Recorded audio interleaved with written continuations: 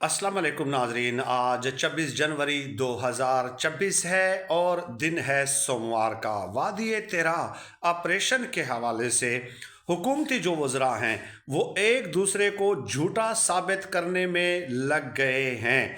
इसकी तफसील बड़ी इंटरेस्टिंग है। मैं आपको बताता हूँ कि कल सोशल मीडिया पे जब वो वीडियोज़ आना शुरू हो गई कि किस तरह वादी तेरा के ख़वातीन, बुज़ुर्ग, बच्चे बच्चे और ठठरती हुई सर्दी में, बर्फ़बारी में, इंतहाई सर्द मौसम में नकल मकानी कर रहे हैं, तो उसके बाद सोशल मीडिया पे एक तनकीद का एक बाज़ार शुरू हो गया और ज़ाहिर है होना भी चाहिए था। तो उसके बाद फिर वज़ीर इत्तलात हैं अता तारड़ साहब, उनको सीरियस तो हम लेते नहीं हैं, लेकिन ज़ाहिर है अब वज़ीर इत्तलात जो हैं तो उनका नाम तो लेना पड़ेगा ना। वो आए, उन्होंने कहा कि वादी तेरा में कोई ऑपरेशन नहीं हो रहा, लोग जो है सर्दी की वजह से नकल मकानी कर रहे हैं। अब यहाँ पे इसके दो पहलू हैं। पहला पहलू इसका ये है कि सर्दी तो देखिए, जब ये लोग घरों से निकले, नकल मकानी शुरू कर दी, उसके एक दो दिन बाद बर्फबारी शुरू हो गई। तो निकलने से यानी कि आप खुद अंदाज़ा लगा लीजिए कि बर्फबारी उसके बाद शुरू होती है। दूसरी बात यह है कि सर्दी की वजह से, मतलब हमारे डी खान में भी अभी सर्दी है, मैं क्या अपना घर छोड़ के किसी और जगह चला जाऊंगा, नकल मकानी कर दूंगा, बच्चों को साथ ले जाऊंगा बर्फबारी में, या मैं घर के अंदर बैठकर उस सर्दी के लिए इंतजामात करूंगा? तो ये तो कोई अकल और मंतक तस्लीम ही नहीं करती। तीसरी बात यह है कि 17,000 ख़ानदान वहाँ पे रहते हैं और 12,000 ख़ानदानों की रजिस्ट्रेशन हुई है। तो नकल मकानी से पहले क्या कोई रजिस्ट्रेशन होती है? किस जगह पे ये होता है, मुझे ये बताइए। हमने तो नहीं देखा। यहाँ पे हमारे साथ नज़दीक ही जनूबी वज़ीरिस्तान है। सर्दियों में लोग जो है यहाँ पे डेरा इस्माइल ख़ान आ जाते हैं, क्योंकि यहाँ पे निस्बतन गर्मी कम होती है। कोई रजिस्ट्रेशन नहीं हुई वहाँ पे कि आप भाई अपनी फैमिली समेत जा रहे हैं तो आपकी रजिस्ट्रेशन कर लेते हैं।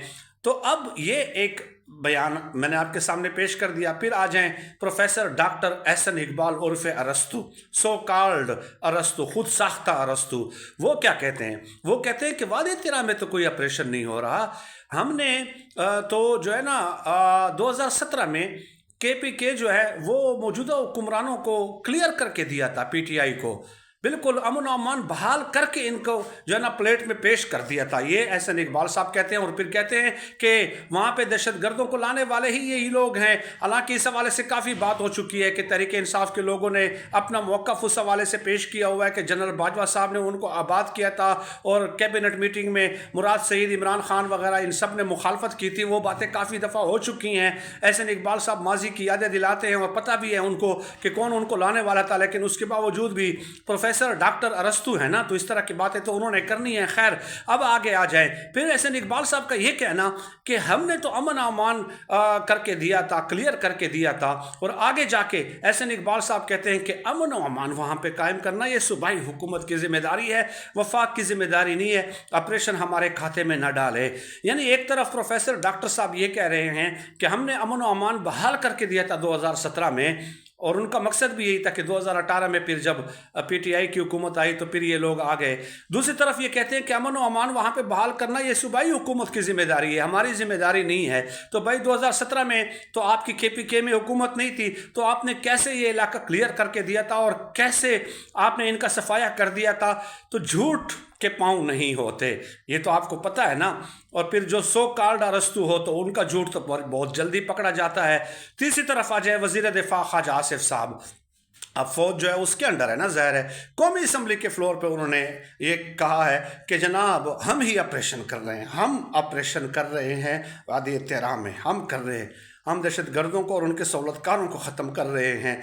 तो ये है हुकूमती वज़रा आपस में एक दूसरे को झूठा साबित कर रहे हैं, कंफ्यूजिंग बना रहे हैं इस मसले को, क्योंकि वो वीडियोस जो सोशल मीडिया पे आ गई। और यही तकलीफ है सोशल मीडिया से कि सोशल मीडिया अपनी आवाज़ मौसर तरीके से क्यों उठाता है। वादी तेरा के हवाले से मज़ीद भी बातें जो है मैं नेक्स्ट वीडियो में इंशाअल्लाह ताला आपके साथ शेयर करूँगा।